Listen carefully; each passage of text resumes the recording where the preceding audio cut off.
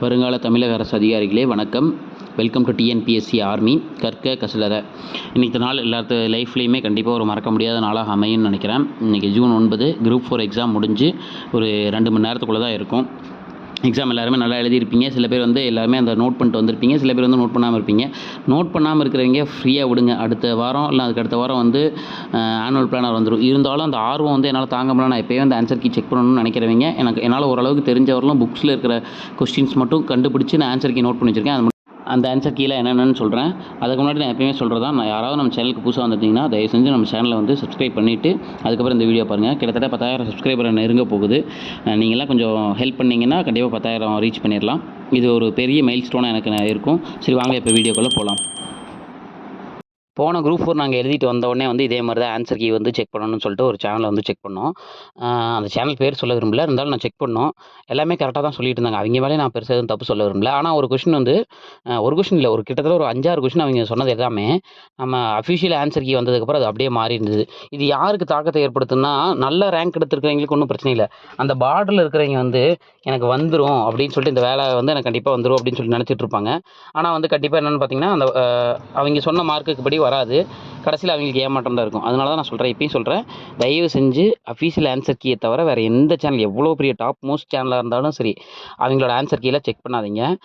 அஃபீஷியலாக answer key வரட்டும், சரிங்களா? அதுக்கப்புறம் நம்ம கம்ப்ளைண்ட் பண்ணுறது எல்லாமே பண்ணிக்கலாம். இருந்தாலும் இப்போதைக்கு எந்த அஃபீஷியல் ஆன்சர் கீ இல்லாமல் எந்த கீயுமே செக் பண்ணாதீங்க. போன டைம் என் ஃப்ரெண்டு ஒருத்திங்க நார்மல் ஆன்சர் கீ கிட்டத்தட்ட 176 கொஷின் வருதுன்னு சொன்னார். ஆனால் அவருக்கு வந்தது 170 கொஷின் தான். 6 கொஷின் கம்மியாகுது. அப்படிங்கிறப்ப எல்லாத்துக்கும் அதே தான். இந்த கொஷின் ரொம்ப ஈஸியும் இல்லை, ரொம்ப கஷ்டமும் இல்லை. அதனால் எப்படி பார்த்தாலும் போன வருஷம் கட் ஆஃப் அதே ரேஞ்ச் தான் இருக்கும்.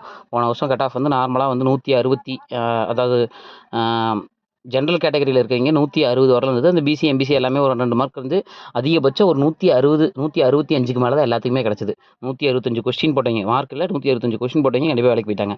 டைப்பில் ஒரு 159 60 அந்த பார்டர், அதான் பிசி எம்பிசிக்கு பார்டர் மார்க்காக இருக்கும். அதோட ஒவ்வொரு கேட்டகரிக்கு ஒரு 2 மார்க் குறைச்சிக்கோங்க, அதான் பார்டராக இருக்கும். ஓசி வச்சு பார்த்தோம்னா தான் நம்ம பார்க்க முடியும். அப்படி பார்த்தோம்னா ஓசியில் கண்டிப்பாக 163ஆவது இருக்கணும் டைப்புக்கு. போன வருஷம் அதே கட் ஆஃப் தான் இந்த டைமும் வரும். நீங்கள் ஆன்சர் கீயை தயவு செஞ்சு பார்க்காதீங்க, எந்த சேனல்லையும் பார்க்காதீங்க. கண்டிப்பாக ஒரு 5-6 கொஸ்டின் மாறி தான் இருக்கும். இப்போ நீங்கள் எந்த சேனலில் பார்த்தீங்கனாலும் அது மாறி இருக்கும்.